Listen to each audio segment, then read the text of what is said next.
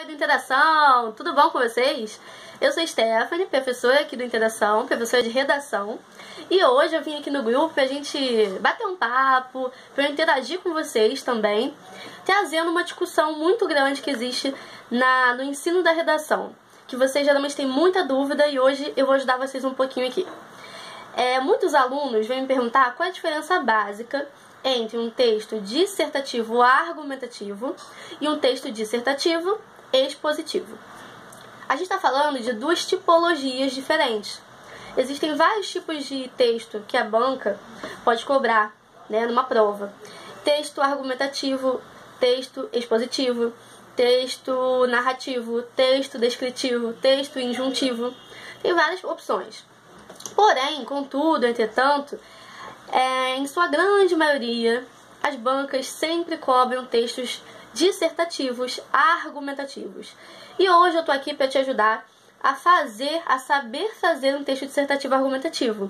E não errar, sem querer pisar na bola, fazer um expositivo. Então, Stephanie, qual a diferença básica entre os dois? O texto dissertativo expositivo é um texto em que você só apresenta, traz fatos. Você traz fatos e começa a dizer que existem aqueles fatos e começa a contar como é que são aqueles fatos. É um texto expositivo. Inclusive, se você fizer isso numa prova argumentativa, você perde ponto. E o que é o texto dissertativo argumentativo? É quando você traz os fatos, mostra como é que acontecem os fatos, mas principalmente dá opinião sobre eles. Stephanie, mas como eu vou dar opinião se eu não posso usar a bendita primeira pessoa de singular, Eu penso, eu acredito, eu considero. Não se preocupe. Existe uma maneira, uma fórmula muito fácil de fazer isso.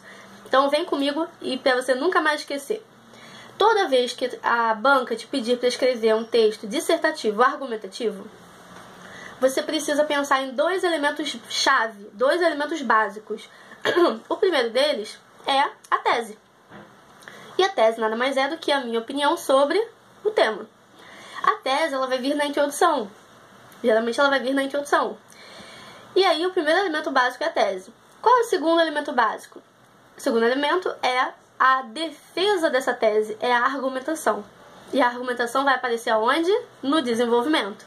Então, quais são os pilares muito importantes de uma dissertação, de toda dissertação argumentativa? Tese, opinião, mais argumentação.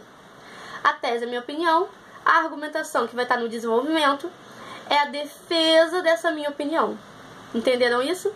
Agora, o bizu maior desse nosso bate-papo aqui hoje é, para eu ter um texto realmente opinativo, com opinião e não somente expositivo, eu preciso trazer marcas de opinião para esse meu texto.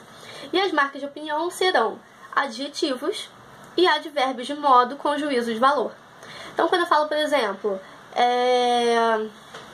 as Olimpíadas no Rio de Janeiro, erroneamente, não tem tido uma boa organização. Eu trouxe um fato, as Olimpíadas no Rio de Janeiro não tem tido uma boa organização. Mas nessa frase eu só tenho opinião porque eu coloco no meio dela a palavra erroneamente.